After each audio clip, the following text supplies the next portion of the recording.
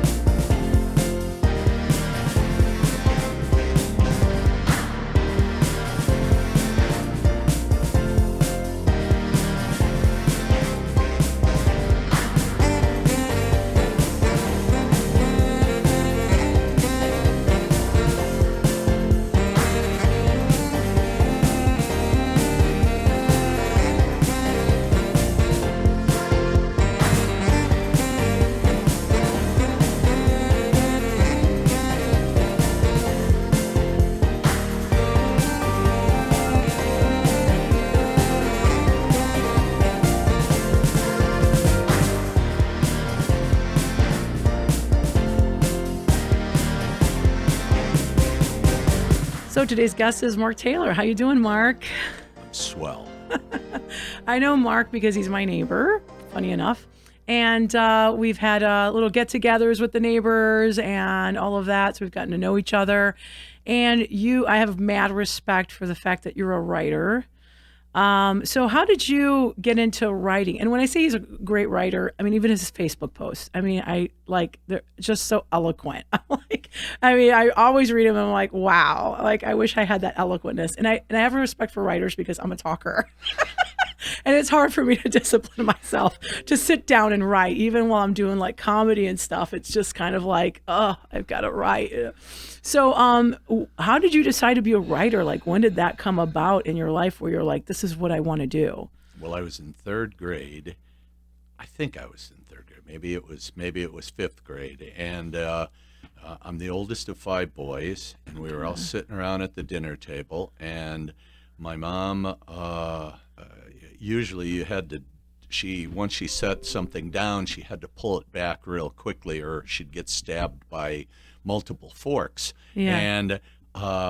And my brother spilled some sugar on the table, and I chuckled a little, and she looked at me and thought I was the guilty one, and slapped me. Oh. And believe it or not, this really bad poem came out. When I was young, I took the blame. My mommy slapped me just the same.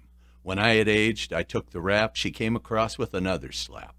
But then I found an answer to my problem fit. Blame someone else for what I do and then let them get hit. And mashed potatoes were flying out of people's mouths and milk coming out of their noses, and everybody was laughing. And I thought, wow, this is cool. This is powerful. And I'd been a reader since I can remember. I loved Gene Shepard, a local Northwest Indiana guy from Hammond, Indiana, whom I interviewed many years ago, but he wrote the screenplay for A Christmas Story, wow. big movie. And he also wrote great books like In God We Trust, All Others Pay Cash. And I just fell in love with words and decided that's what I wanted to do. And then when I was in college at Purdue Calumet, I dated a girl who had graduated from Syracuse Journalism School, and she said, well, you ought to go into journalism. And I thought that was a good idea, and around that time was Watergate, and I went into newspapers. Wow. Not right away.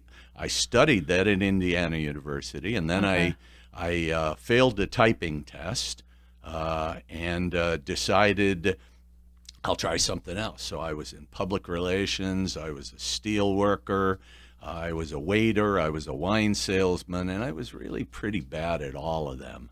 And then I met my wife, Marcia, and she said, you're a good writer. She had faith in me. She thought I was, at least. Awesome. I wasn't so sure. But she convinced me that I should do this, and I went and applied with the Gary Post-Tribune, and strangely enough, they hired me, and I was there for 13 years, and then I went to work for Crane's Modern Healthcare in Chicago, and then I freelanced for a number of years, which I'm still doing, but not that frequently. But I started this book about 2.5 years ago. Wow. So did you freelance for Chicago Trib too? Yes, Or, I okay. wrote for the Chicago Tribune, the Sun-Times, the Philadelphia Inquirer, and a variety of healthcare, business, and trade publications. Okay. And I've been pretty much focused on healthcare. I was a crime reporter for a while. I was an Wow. entertainment reporter for a while, but I've been doing healthcare pretty much exclusively since like 93 or 94, when the Bill and Hillary Clinton introduced their health plan Okay. that failed. But Huh.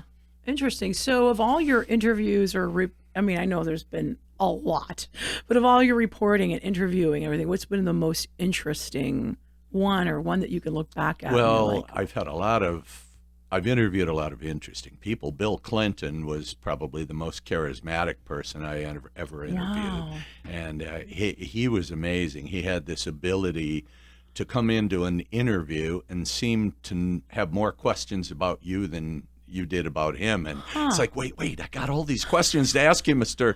He wasn't president then. He was running for president. Oh, He wasn't okay. president yet. It was when he was running for president. But I got one of the very last interviews that the late great singer Roy Orbison. I got an interview with him. I interviewed B.B. King and a lot of actors and writers. Gene Shepard, who was my childhood hero, I interviewed him a few times, and he was a wonderful interview. I really liked interviewing writers, but politicians are interesting too, because you can learn a lot from the way they communicate, and he had this kind of ability to when you interviewed him, you almost felt like, as you were watching him, Uh-huh. it's like he was in love with you, not in a sexual Yeah, way, yeah. but just he was so focused on you that it made you feel so special. And it was something that I think I learned as an interviewer when I was younger, to try to listen a lot, really focus on what the person's saying, and let them know that I'm interested. And the guy I wrote the book about, Eugene Litvak, a Harvard professor and Soviet emigre, fascinating character. I wrote 3 or 4 stories that I published about him to different newspapers and magazines before we both kind of said, why don't we do a book about this? So, Okay. Wow. That is so. I never knew you interviewed Bill Clinton. That is so fascinating. it was Wow. it was pretty cool. I interviewed Mike Dukakis. Not quite as interesting when he was running for Yeah. president. Yeah. I could see that. Yeah. I think Bill Clinton has just this suaveness to him. I don't even know. Yeah. He's in a class of his own in terms of reading people and responding to them, and giving them what they need to get what he wants or he needs. And I never felt manipulated, but when it was Okay. all over, I felt like, wow, that guy's going to go somewhere.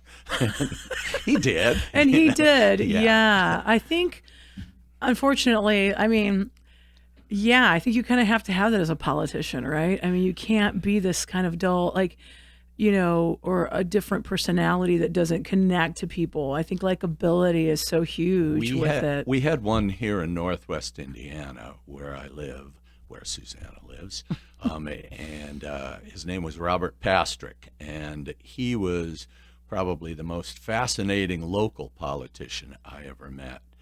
This guy understood people and what our basic needs and wants are, and how he could deliver those, or at least the illusion of delivering those. And he did it just masterfully, and he was the master of his universe, the most powerful elected official in Indiana for 20 or 30 years until, his downfall. Huh.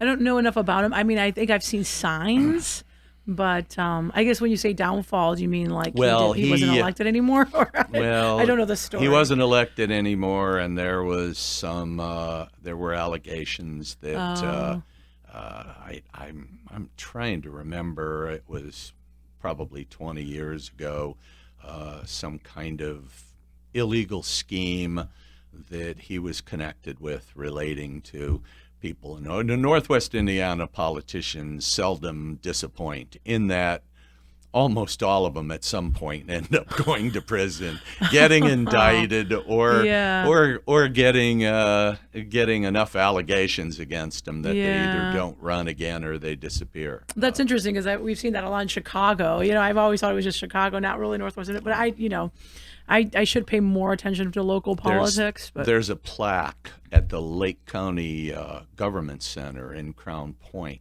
and it lists the county commissioners and county councilmen at the time of the construction of this. Okay. And if I'm not mistaken, all or almost all of them ended up going to jail. Wow. Wow. It's one of those things. Oh my gosh. We're a very frail and fragile species. We humans are. Yeah, and I think given power, it really shows, you know what I mean, the type of person you are. I think some people get power and they are still themselves and they can maneuver quite well, but some people get power and it's like you lose touch with your values and sometimes with yourself. Yeah. Who you are and why you wanted this in the first place. Yeah. Let's go to Roy Orbison because I thought that was Roy Orbison. I can't remember. Oh, Roy Orbison was another of my teenage and after heroes. He was a great Texas rockabilly singer. He was Elvis Presley's favorite singer. He toured with the Beatles. Wow. He wrote so many great songs. And I don't know why I can't remember. What was his Pretty Woman? Yeah, Pretty Woman. Duh. That's because I remember hearing his name. I'm like, what did he But write? in the 1980s, he had a real sort of revival of his career, and a number of his movies were what is it? The director, is it David Lynch?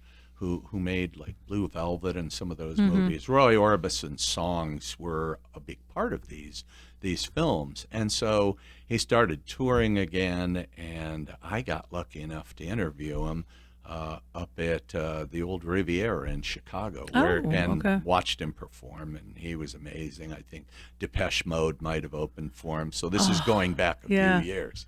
Yeah. And afterwards, I interviewed him, and I asked him this question. I said, you know how in Pretty Women and even a few other of your songs, you go grrr, and I said, oh, where did that come from? Yeah. And he said, well, it's funny. You're the first person who's ever asked me that. I hope that was true, but I don't know. Maybe he just did it to make me feel good. But he said, when I was a little boy, we'd go to Saturday afternoon matinees. And at the time, a lot of the big movies were Bob Hope and Bing Crosby's road movies. And when Bob Hope saw a pretty girl, his head would spin around and he'd go grrr. And I said, oh, that's pretty good as a little transition in a song. It's not written into the lyrics, but it's there. And I thought, yeah, okay, so he stole it from someone else too. That's pretty cool. Wow. Yeah, very fascinating interviews for sure. And then, of course, now you've written a book, which, again, mad respect for writers of books. Because I've always said I wanted to write a book, but haven't. And so how did you come across with the concept of the book and what drew you to write a book? And tell us about your book, basically. Yeah. Well, the book is tentatively called Your Money or Your Life, how a Soviet emigre and mathematician is changing the way American hospitals operate. And as a healthcare reporter, I've seen and interviewed hundreds of hospital CEOs and hospital consultants. And for many years, I've known that a few days, almost every week, hospitals go into a kind of a crisis mode where their daily patient census, just spikes and surges upward. And when that happens, the staffing is seldom enough to deal with all of these new patients. So you get bottlenecks, and it backs up. It usually starts in the emergency room with long waiting times, and then they divert ambulances. Let's say, you have a heart attack, and they're going to take you over to Bob's Pretty Good Hospital, but Bob's tells the ambulance driver, we don't have room in the ER, take them somewhere else. Sometimes in rural areas, that might be 50 or 100 miles away. In a big city, you only really have to worry about the traffic. But occasionally, 4 or 5 hospitals might be on diversion status, which means that the only hospital that isn't on it is getting all of these patients and getting overcrowded itself. And this is a recipe for disaster, because when this happens, it's not just an inconvenience, a little bit longer waiting time. It means that patients, very sick patients who've just had surgery or just had a heart attack, aren't able to have beds. And sometimes they're stored in the emergency room, in the hallways on gurneys. Sometimes they're stored in the hallways of the hospital itself. Sometimes they're sent, a surgical patient, there might not be any surgery beds left in the hospital, so they send him to a cancer ward. Well, something happens to that patient. Maybe they have a stroke, or they have internal bleeding or something.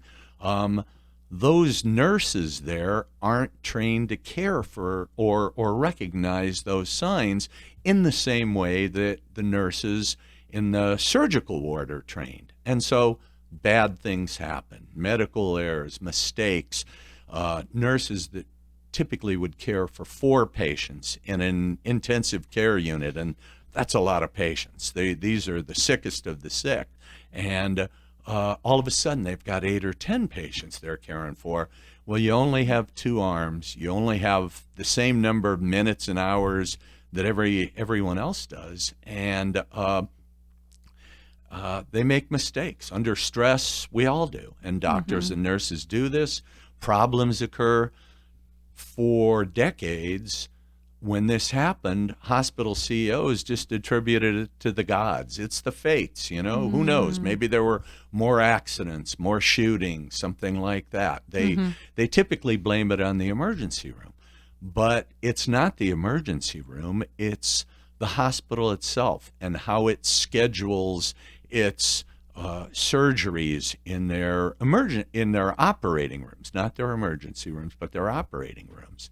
And this sounds kind of dull, boring stuff, but when you look at the implications of it, right? There's a guy from Stanford, Dr. Arnold Milstein, in a 2012 article in the Journal of the American Medical Association, very credible medical journal, wrote that if every American hospital adopted Eugene Litvak's methods for improving patient safety, improving patient flow, and quality of care, that it would save between 120 and 150 billion with a B dollars every year. That's like something like 5% of what Medicare spends each year. Right. And that money could go so far in our healthcare system. It could offer more services to Medicare patients, to Medicaid patients. Hospitals would, at the same time, they would be making more money. The doctors would be making more money because they're more efficient, and doctors and nurses, it's been proven to reduce stress and burnout. Waiting times would be reduced, fewer surgeries would be canceled, and the hospital would operate a lot more efficiently. And that's kind of what this guy Litvak has done. Even as a non-medical professional, he applies math. Math is his superpower. Oh, that's he, interesting. He Okay. uses complex algorithms and theories that I never heard of before: graph theory, reliability theory, probability theory, things that people win Pulitzer Nobel Prizes for. And he applies these to healthcare operations, and to look at him and go, well, here's what you need to do. And he's not only found this problem, he's found a cure for it. He's found the solution. And some of the best hospitals in America, Cedars-Sinai, Johns Hopkins, the Mayo Clinic, have adopted it. And some of the best hospitals in the world, the two best hospitals in Canada, the entire Scottish National Health System has adopted his methods. It saves lives, it saves money, and it improves quality of care and patient safety. Okay, and you had said that his upbringing is kind of interesting. Or when did he develop this method, or how did it come about? Well, he's ridiculously smart, but he's also ridiculously funny and down to earth. He grew up in the ashes of Kyiv, Ukraine, which is now, once again, looks like it could potentially be under siege, this time from the Russians. But he's 72 years old. Right after World War II, he was born in 1950. The buildings that he played in were bombed out. He grew up on a steady diet of anti-American propaganda and food coupons, because under Stalin's reign there were famines, and there were food coupons. Some of the kids that he went to school with, when he started school at 5 or 6, they were 10 or 12 because their parents were killed. There was no school during the war. So he had these older kids, and they were petty criminals, and they taught him a lot of tricks. And he was young and kind of weak and vulnerable, but he was really smart. So he would devise games that he could win against these guys twice his age. Wow. He looked like it could go really far, but he discovered fairly young that he was a Jew. He had no idea of it. His family wasn't religious. They didn't go to temple, but he was born to a Jewish family, generations of Jewish people. And at that time in the Soviet Union, particularly in Ukraine, there was a virulent form of anti-Semitism that did not allow Jews to become heads of departments or heads of institutions or academic centers.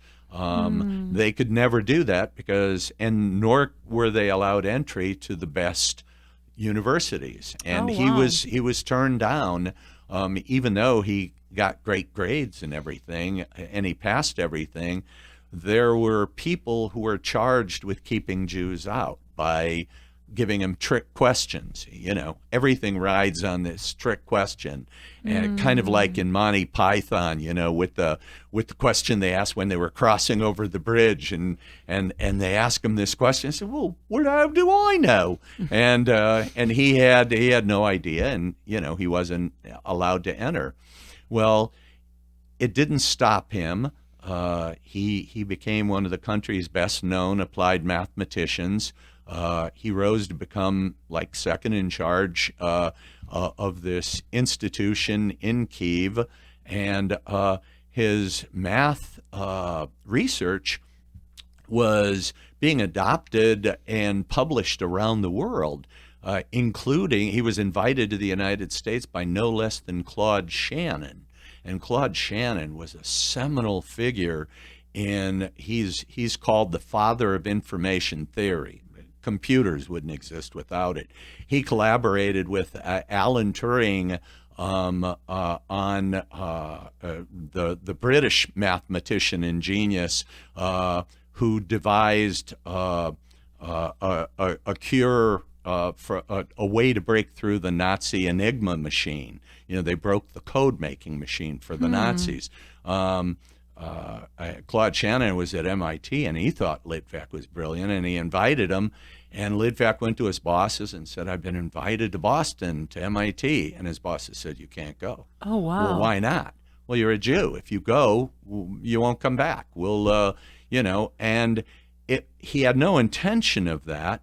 But after enough of this, he and his wife decided there's no future for us here. We're going to emigrate, and we'll go to the United States. So they applied to emigrate. They immediately lost their jobs. Both had prestigious positions.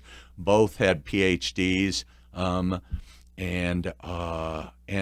so they lost their jobs. He delivered telegrams. It was the time when there was the Soviet war in Afghanistan, and he had to deliver all these telegrams to parents of people that their sons had been killed in the war. And after a while, he hated that experience so much that he would open them himself, the telegram, and if it was a death thing, he would just hand it to the woman and run away because it was too painful to watch them break down. His wife washed floors in a factory, for 10 years they were followed by the KGB, the secret police. Their phones were tapped. They were followed, they and other dissidents, and what they were called refuseniks because they were refused permission to leave the Soviet Union. Okay. And after 10 years, they were finally granted permission and came to the United States. But twice he was recruited by the KGB to become essentially a spy against his fellow scientists and mathematicians. They said, "Look, we'll let you travel abroad, but you've got to scratch our back too. You've got to spy on them and tell us what you've learned." Yeah. And he refused to do that, but he couldn't tell them that he refused to do that. So they told him that you can't tell anything about this offer, that if you do this, you can't tell anyone. And he went home and he thought about it, and he talked with his wife and his father, and he came up with a plan. He said, "Comrade, I talk in my sleep. And if I do, I could be speaking to my wife or somebody else in the room, and I might give away information about this." And they knew he was pulling it out of his tail, but they couldn't argue with it, and so he one-upped the KGB twice. And but in 1988, they allowed him to come to the United States. Great. He went to Harvard. Oh, wow. A few years, well, it took him a few years, but he became a researcher at Harvard.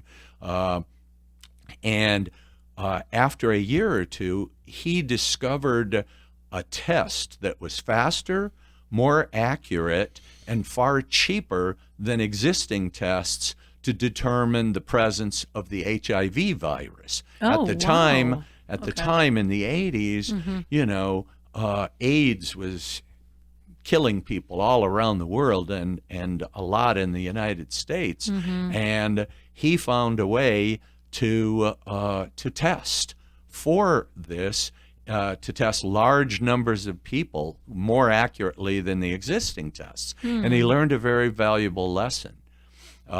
He went to Washington, D.C. He lobbied different federal health agencies and military agencies because they wanted to know if their people had HIV so they could get treated, or at least so that they weren't donating blood and giving it to someone else. And he found a way to do this, but when he and other scientists that he collaborated on this idea with went to Washington, they found that there were companies that already were having tests, and they were for-profit companies that were making millions of dollars on these tests.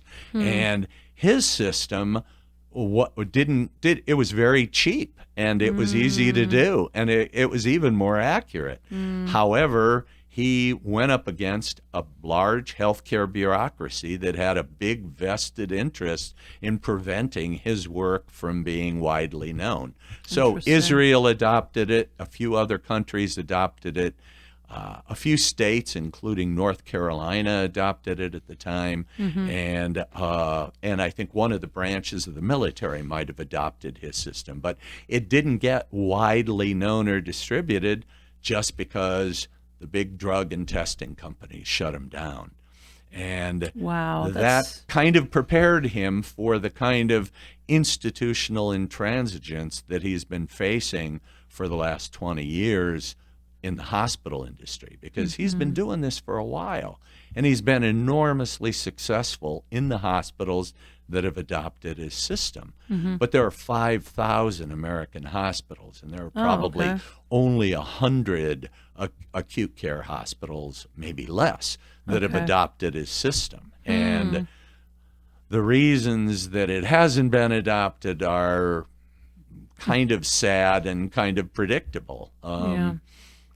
I know they always say to follow the money, right? Like follow the money on issues or things that don't seem quite right. And it's so sad because like here he has a way of even the testing for it to be cheaper. But when you've got these companies that are like, hey, wait a second, you're eating our lunch. Yeah, you don't can't drink have our my lunch. milkshake. Yeah. And unfortunately, the ties with government officials and payouts. I mean, I don't know. I don't know what lurks underneath, but it's pretty sad with all of that. So then, tell us about the rest of it, like this foundation. So what year did he come up with the hospital portion of? In the mid to late 90s, he was working at Harvard, and he got asked to go to Massachusetts General Hospital, one of the best, routinely ranked one of the best 5 or 10 hospitals in the country, and some say the world.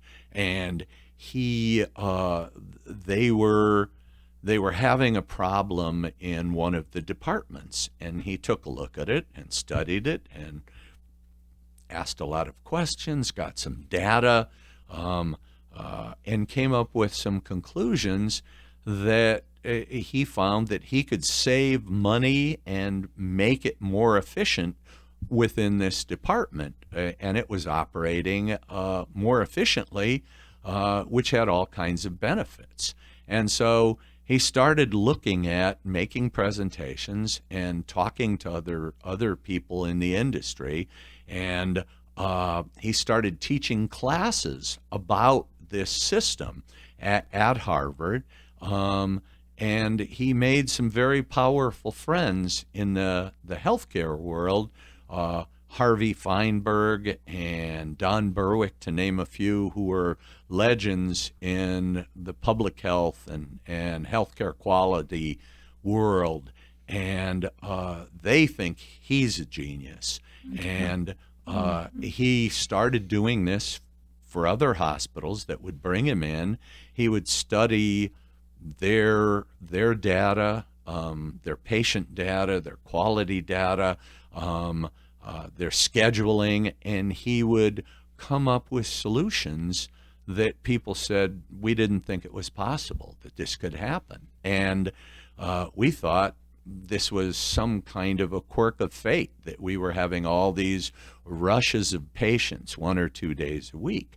And it turned out that they could do something about it, that there is a solution to this problem, and that the solution is not only not painful, but it's incredibly lucrative for the hospital, for the doctors, the surgeons. It makes life easier for the doctors and the nurses. It means that fewer important surgeries have to be canceled and rescheduled, that you don't have to wait 4, 10, 20, 40 hours in an emergency room, or that your ambulance isn't taking you to a hospital 50 miles away. I mean, it's transformational. At Cincinnati Children's Hospital, this one hospital, very well-known, very prestigious hospital, they saved $100 million annually by applying his ideas. and they're still doing it, and it's like 15 years later, and it works really well. And his system makes really good sense. It's like in a way, I think people understand the idea of industrial engineering, where you're looking at a better way to do something. And so you watch, in the case of a hospital, I mean, in the case of a widget, let's say, these ideas have been in the manufacturing industry for decades. And work very, very well. The Japanese came up with a lot of it, but so did Americans. And what it really is like studying patient flow. Patient flow is the journey of a patient from the time they come into the hospital, whether it's through registration or the emergency room, when you fill out the forms, to the time that you're discharged. Right. What happens during that whole episode, and how can we make it faster, better, easier, less painful to the patient? How can we make it safer for the patient? How can we make it more efficient for our staff, so that the process goes smoothly from the beginning until the end? And then after the patient is discharged, what kind of follow-up is there? Are we just sending them home with no drugs, with no plans for the future, and then they end up back there a week, a month, 6 months later in even worse shape?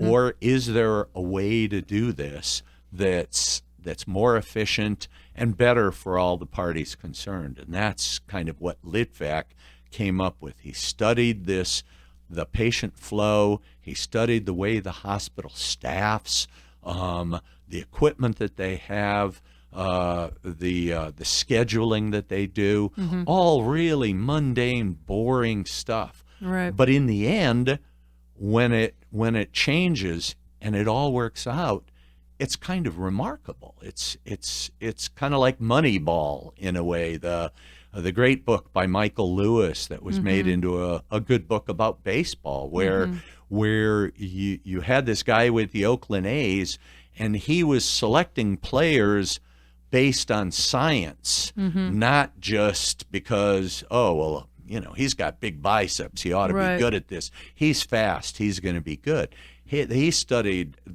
used science and math and data and picked the best players that he could get for the low price that he knew he could afford, and he was incredibly successful doing this. Is that Matt Damon in Moneyball? No, it was that was Brad Pitt. Billy Bean was the guy's name. Okay.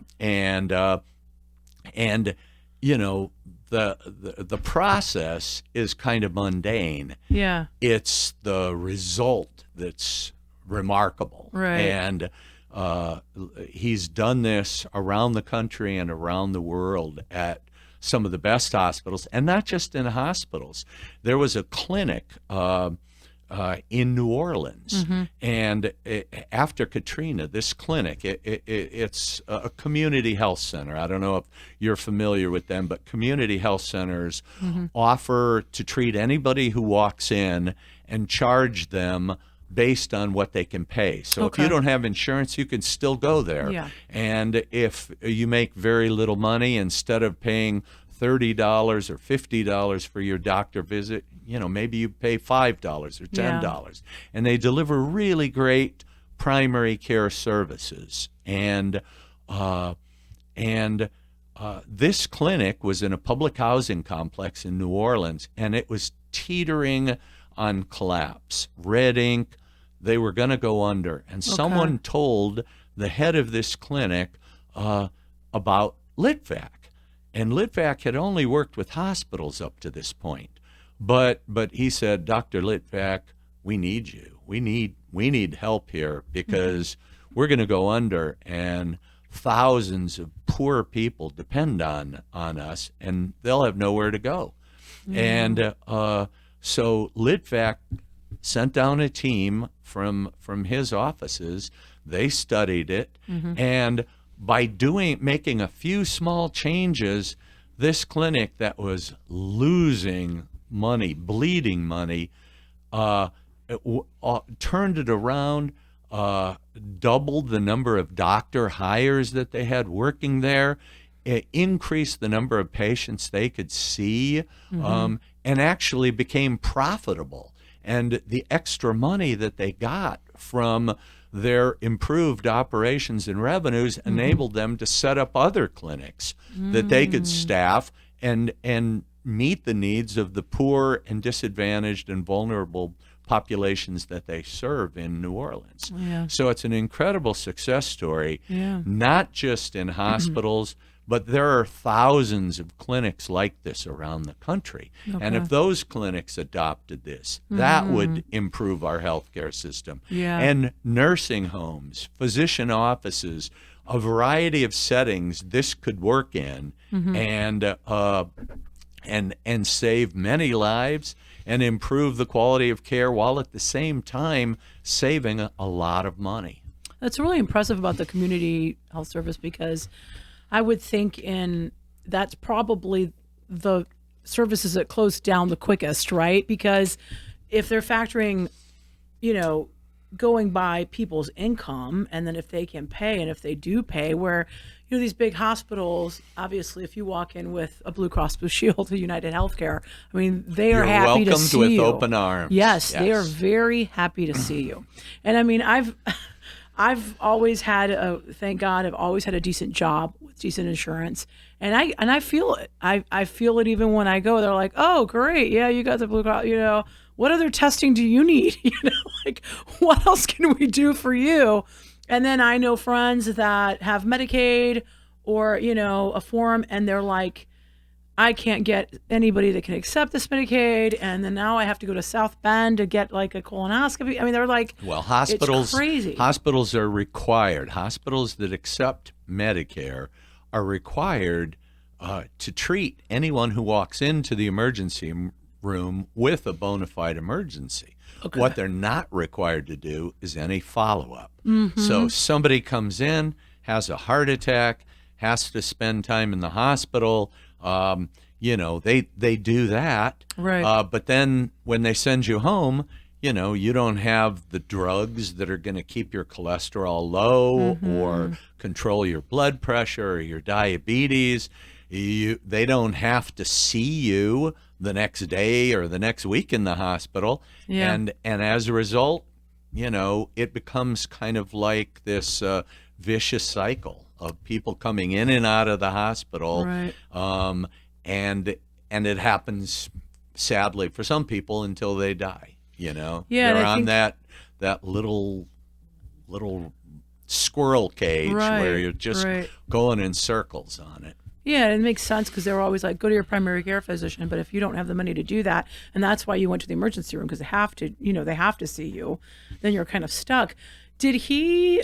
What was his views about universal health care? Was he pro that or not really? I think he wants, in whatever way it's possible, I think he wants everyone to have access to care. Universal care is potentially the best way to do that by virtue of its name. There are some people who say, yeah, but we're a free market system. And for a lot of people, the free market works great. If you've got insurance, if you've got a good job, it's the free competitive. market works really great. It's only those people who lack access. And that's why Obamacare was incredibly helpful for millions of Americans. And sadly, one of our political parties has spent, the last 10 years trying to kill it, underfund it, and yet it still works remarkably well, and would work better if it was embraced by everybody, if it wasn't politicized, and that's a shame, I think. Yeah. So you had told me too that Mayo Clinic adopted his method, right? And can you speak to what the actual method is, or is it just so complicated? Well, it's a little bit complicated, but I can break down a few of the steps. Okay. I mean, the first thing that he does when he comes into a hospital is he asks for a lot of data. for a year or 2 years, from their emergency rooms, from their operating rooms, from their admitting. He looks at staffing levels. Do they have enough nurses on all of these floors? He talks to different kinds of specialists, particularly surgeons, but also anesthesiologists and hospitalists, and he talks to all of the administrators, the chief financial officer, the CEO, the heads of departments, doctors, nurses, the finance people. He gets all of this data, and then he makes recommendations. Now, one of the recommendations that he makes is that hospital ORs, operating rooms, are the most expensive real estate within a hospital. I mean, that's hospitals' bread and butter. That's where they really make their money. And they make their money from those people who have good insurance. Yeah. Now, if you come in with an auto accident and you go to the emergency room and you need surgery and you need to be hospitalized, and let's say you don't have good insurance, they still have to take you, but they might lose money on you. Or if you're a Medicaid patient, Medicaid doesn't pay as good as Medicare or private pay insurance. And so they can lose money on that, but they make a lot of money, a lot of their profit on the backs of surgeons who bring patients in. So hospital administrators know this, and the average lifespan of a hospital administrator on one job at a hospital is about 3.5 or 4 years. So they don't want to make waves. They want to come in, take over the ship's steering wheel, and just steer it ahead as peacefully and calmly as possible, and not ruffle the feathers of anyone, even though bad things are happening in their hospital. But they say, hey, bad things happen in all hospitals, right? So we try to make things better, but, some of them know about Litvak system and have never adopted it because they think, well, my worry is that if I try to do this system, that it's going to scare away my surgeons, and they're going to run to Bob's Pretty Good Hospital down the street, and I'm going to lose millions of dollars. The board is going to fire me, and it's going to be bad for me and my family. So they don't do it. They don't jump out a little bit on the limb. But what Litvak system does is he takes a separate operating room and designates it solely for emergency cases. Okay. Because that emergency case, when it comes in, is butting heads against a scheduled surgical case. Those scheduled surgical cases are the ones that make money. So a hospital sometimes not only doesn't make that money when they tell the scheduled patient, hey, we're going to cancel your hip surgery. We've got an emergency room problem. We got to take care of this guy first. You're canceled. They don't make the money, but then they lose the money on the patient who came in who can't pay for it. And so what he does is he tells them, look, designate 1, sometimes 2 ORs just for emergency room patients. So you don't have to bump your patients now in your OR because the ones who are scheduled, that's how you make your money. That money continues to come in. And the ones who come from the emergency room, they don't have to cancel your patients. They can go right into their own OR. So that's one thing that he does. Right now, hospitals for decades, surgeons, hospital CEOs have let surgeons do a practice called block time. Block time is when I'm a surgeon and I say, okay, if I'm operating at your hospital, I only want to operate on Monday morning from 7 a.m. to 11 a.m. And you've talked to if any of you have surgeons, you know this. Oh, yeah, his operating day is Wednesday, or it's Monday. But it's typically only one day a week for a few hours a day. Well, what happens is near the end of the week, Wednesday, Thursday, Friday, all these emergency room patients are coming in, but all these hospitals or all these doctors' scheduled surgeries are coming in, and they're butting heads. And so you've got canceled surgeries. You've got all kinds of people coming in from the ER, and there's no place for them to go. So they get bottlenecks in the ER. They get bottlenecks in the hospital. Chaos ensues. Doctors and nurses work 10, 12, 15, 18-hour days. Patients wait in the emergency rooms, even locally here. It's not unusual for it to be 24 hours or even 48 hours. People have actually died in ERs waiting to be seen. And that's just wrong. And this is happening all over the country and even all over the world in emergency rooms and hospitals. And nobody ever knew what to do about it until Litvak came along. So what he advocates is for those doctors, those surgeons, and he's proven to them that they'll make more money, cancel fewer surgeries, have happier, healthier patients, and fewer doctors and nurses leaving due to burnout and stress if they operate more than one day a week. Maybe they operate twice a week.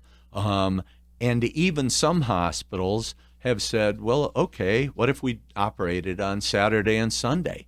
Hospitals really have, the ORs are incredibly valuable real estate, and on weekends, they're empty. That's true. Nobody's using them. Yeah. And if you spread that out over the course of the week, this patient census that goes up and down and up and down, and how do you plan staff for up and down? If you plan to staff for the top, when it's not the top, you're losing money. If you staff for the bottom, you're understaffing and you've got big problems there. And so what a lot of people do is they staff for the middle, but that's still not taking care of the problem when you've got the peaks. And so it allows hospitals to smooth out their surgeries, to smooth out their scheduling, to staff more efficiently and regularly. Doctors get home for dinner at night. Nurses get to see their kids play their ball games in the evening.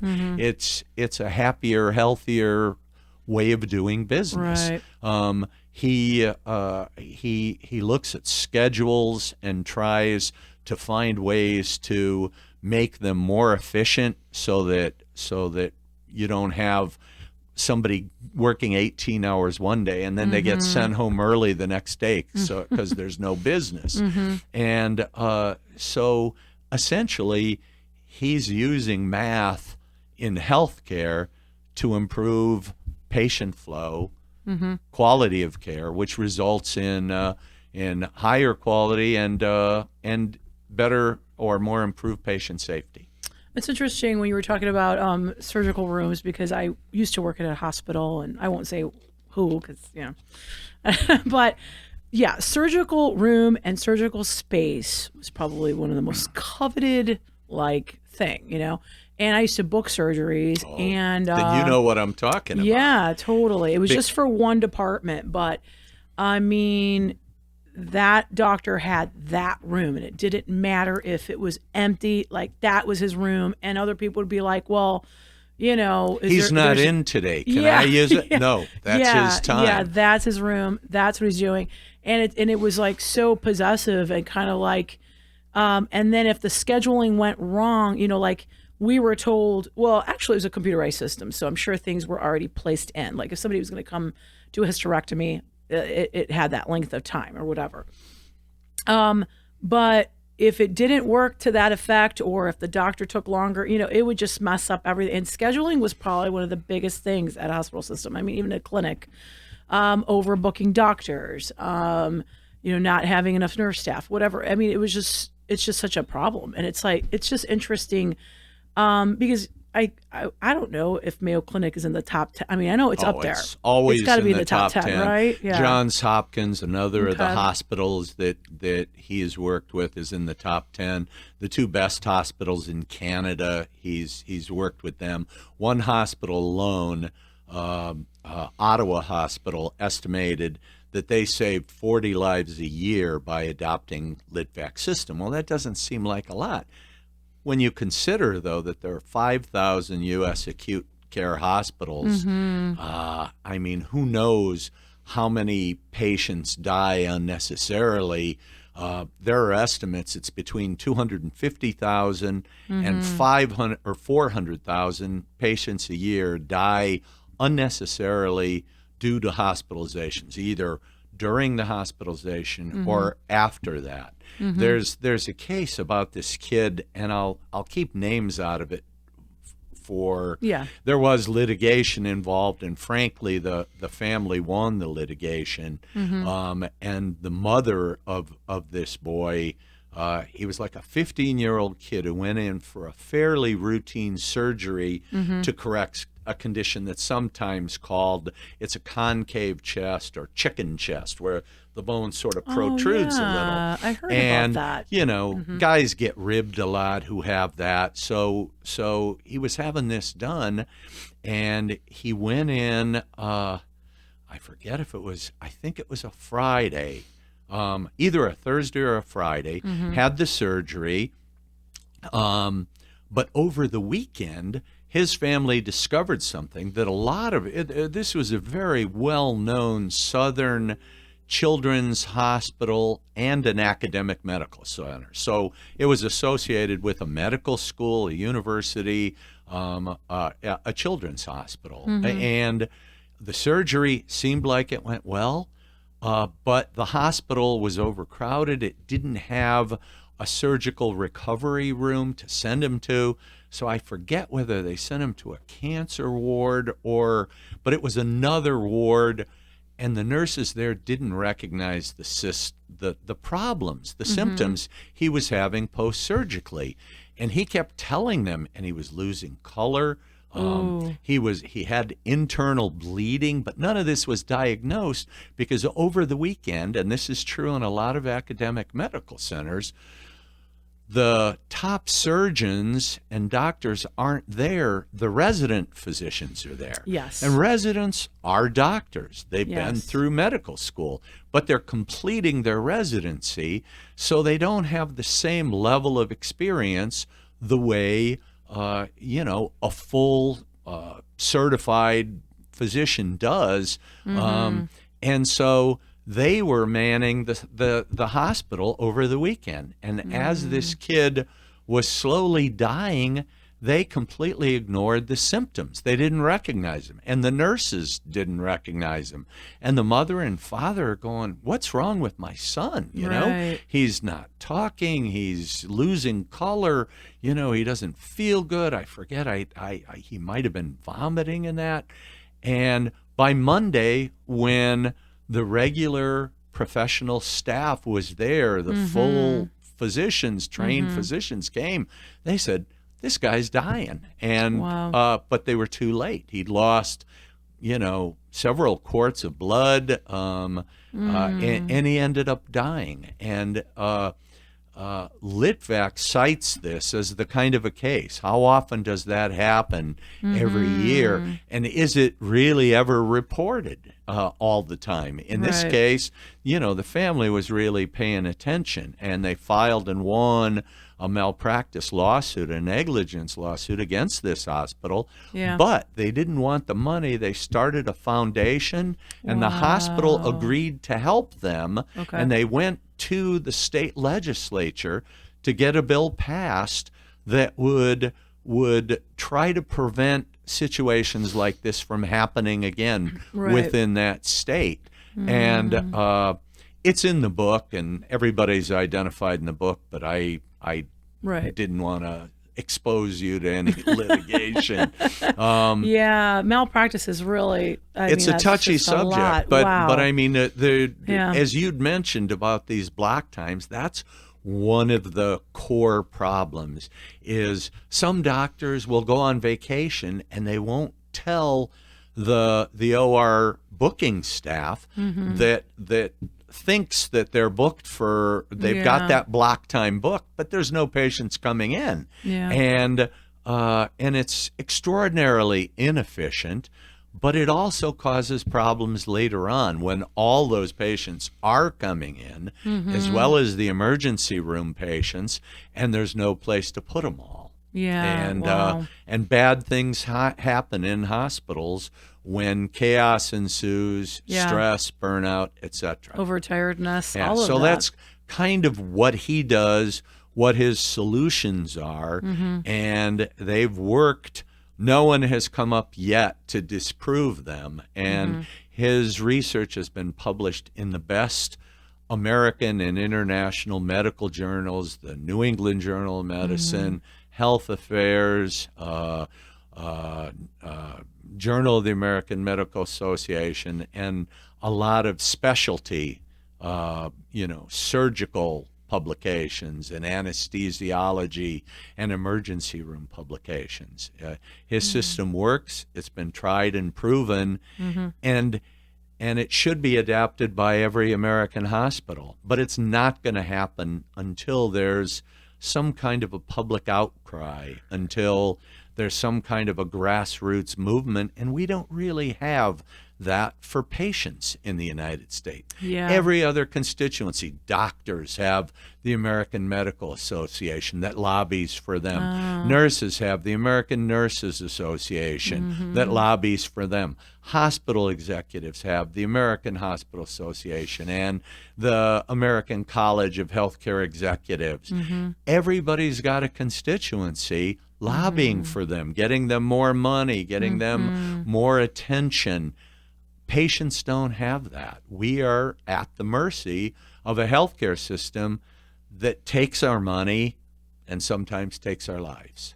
Wow, that's interesting. Yeah, as far as as a little person, as a person, people, all they have is lawyers. I mean, what, other than that, or something has to go wrong for there to be an issue or a problem solved. Unfortunately, nothing seems to happen in American medicine until something goes drastically wrong. And it goes drastically wrong a lot. I mean, there are, I don't know how many thousands. I've written about medical malpractice for 30 years.